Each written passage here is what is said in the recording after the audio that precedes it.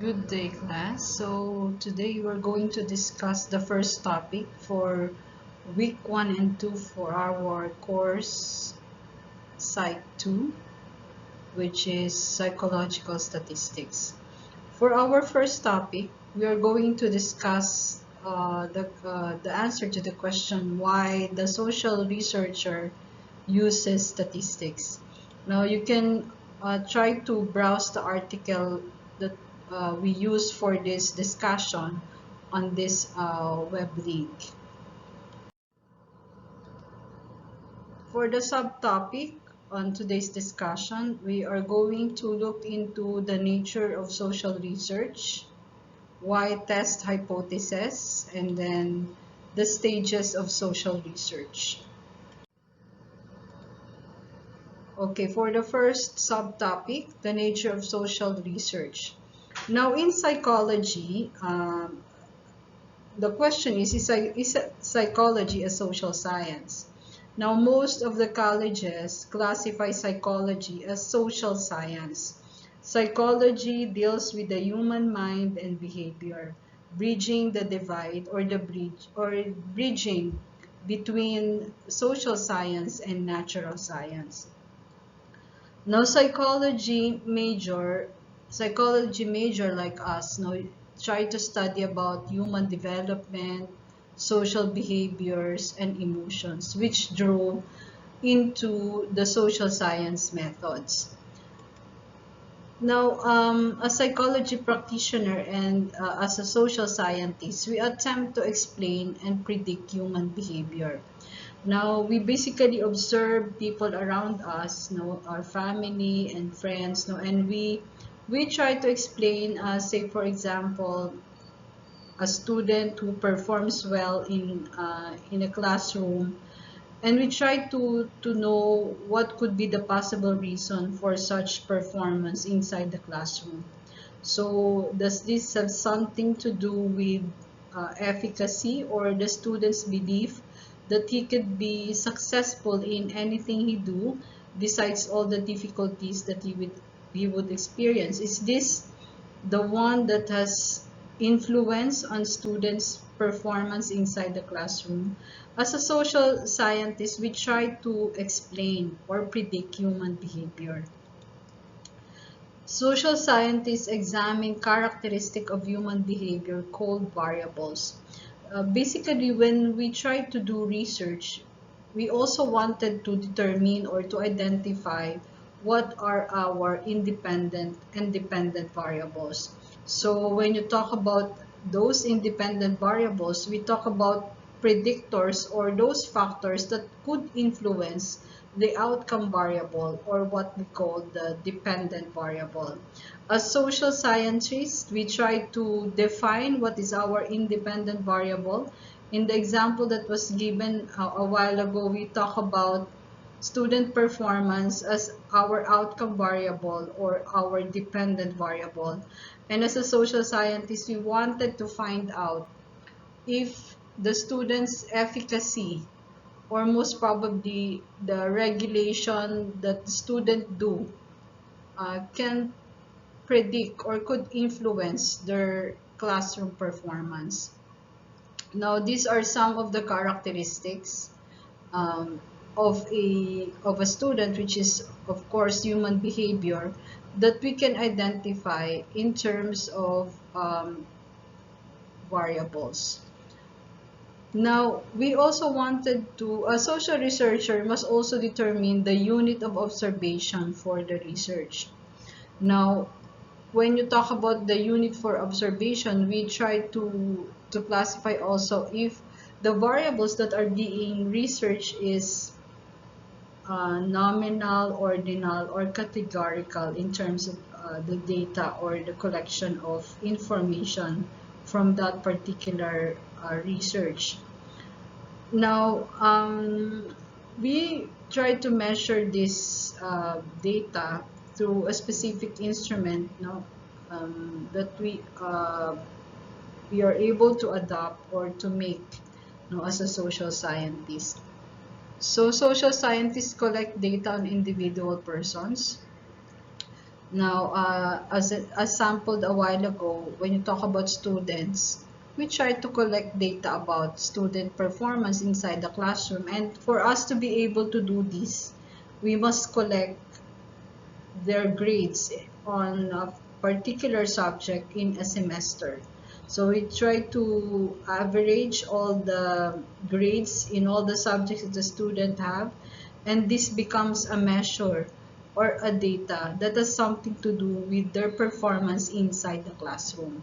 And there are a lot of data that we can get. Now, when we talk about, let us say, in times of pandemic, do you think students have depression, no, or psychological distress because as an outcome of the pandemic? Now we as a social scientist, we give them survey instrument or measures for us to determine if they really suffer from depression or psychological distress. Now, the ideas that social scientists have concerning the nature of social reality are called hypotheses. Now, we try to emphasize the word hypothesis, no, on this statement. Now, when you talk about hypothesis, this has something to do with the quantitative measure of data, and we try to statistically compute, no, whether, let us say, your hypothesis is, say for example, if the increase of students self-regulation or the way the student monitor himself, if this increases, basically you hypothesize or you expect or you guess that their performance inside the classroom also increases, because students who try to monitor their performance will also tend to increase their grades, no, inside the classroom. Social scientists conduct research to understand the problems or issues. No, let us say in our pandemic times right now, we basically do research to determine if there are impacts that the pandemic has given, no, to parents, to students, and these are issues. And most probably, say for example, when you talk about violence against women, no, or violence against children, is this more rampant, or marami bang nag-appear na violence against women and children during the pandemic, that it was only discovered now, no, that the pandemic is not totally over, but we are already loosed, or we are already in a way relaxed, or we already do not experience any more lockdowns, no? So ngayon lang ba nangyayari na students or parents or children try to divulge or say, no, their experiences during the pandemic? These are some issues and concerns, no, that social researchers or social scientists also deals with. Okay, so why do we test hypotheses? No? So social science is often referred to, or quite unfairly, as the study of the obvious.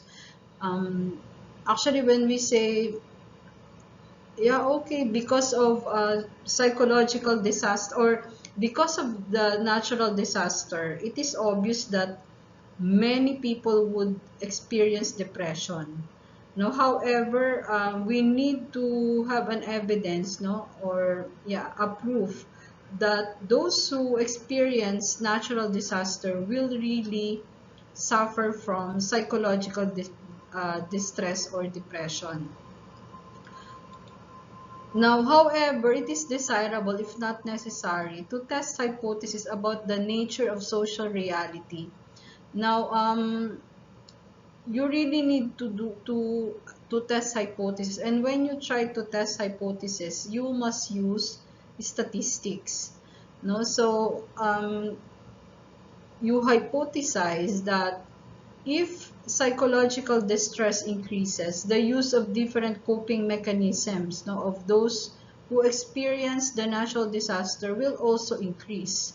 No, so this is your hypothesis. This is something to do with positive relationship. No, as one variable increases, the other one also increases. And this is an example of hypothesis that could only be proven through the use of statistics. And we try to use statistics in our research so that our outcome would be something logical, no, and self-evident. Our everyday common sense observations are generally based on a narrow, often biased preconceptions and personal experiences. This can lead us to accept without criticism invalid assumptions about the characteristic of social phenomena and behavior. O pwede mo sabihin, talaga naman, di ba, yung mga nakaka-experience ng natural disaster ay talagang may psychological distress. Pero ito ay as isang ano lang to, no, assumption or it's a guess, no, for us to be scientific in a way. Itong mga common sense observation na ito, we need to undergo scientific steps, no, and to do that, we use statistics. Okay. So here we have the stages of social research. No, the problem to be studied. So first stage is the problem to be studied is reduced to a testable hypothesis. No, so for example, one-parent family generate more delinquency than two-parent families. No, so we would say that there are families who have delinquent children. No, but for us to be more specific in a way, we try to compare one-parent family versus the two-parent family. No, and we try to determine if this is really true a hypothesis.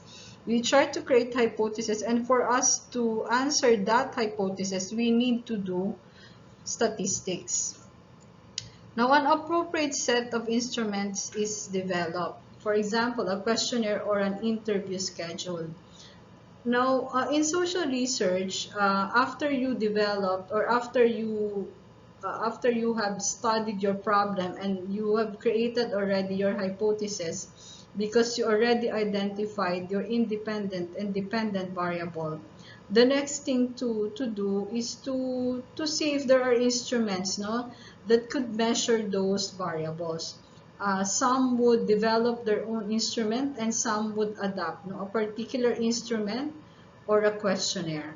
And if you're doing a qualitative research, no, or most probably if you're doing a mixed method, you can create your own interview schedule just to verify the data, no, based on numbers, discrete data or data that are based on numbers.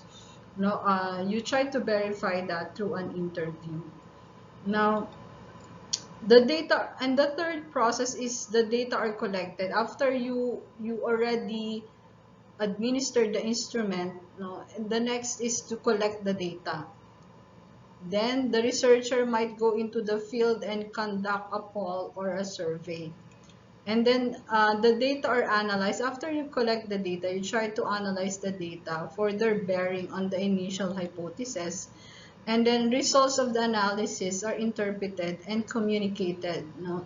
You can communicate the result of your research. You can do a lecture.